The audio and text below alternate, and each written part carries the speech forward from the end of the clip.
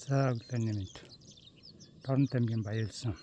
Энэ Чавар тохшоо гэдэг сумын төвхнэр энэ жижигхэн хошуу. Ордоосоо өсгөж аргагүй жавралдаг хошуу шүү. За ингээд энэ хойдлоос нь гарч байгаа. Энэний задал сумын төв байгаа гэсэн үг шүү дээ.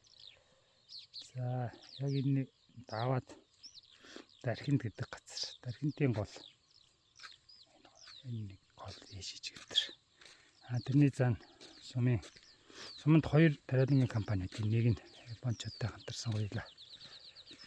Тэгээд суманд том ийм компани байна гэдэг чинь уулуурхай биш.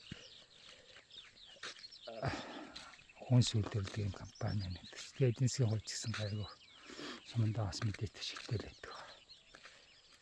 За ингээд цаашаа энэ хойшоо Ирээн банк гэдэг. Хойшоо 25 км явах. Энэ сумын нэг баг. 30-90 тэрэгний ил дээр гэж хэлсэн. Модтай ингээд хойшоо болохоор модоор тэрэг хийдэг байсан гэсэн үг шүү дээ. За тэндээсээ цаашаа 20 км явахдаа Орос Монголын хил Улхан уул байна. Тэгээ энэ замыг бол энэ жилдээ дараа жил юм уу 2026 он гэсэн баха. Тэгээд Улаанбаатараас над орнод тэгээд энэ Оросын хил хүртэл зүүн хязгаар Оростой холбогдох замтай болох нэ.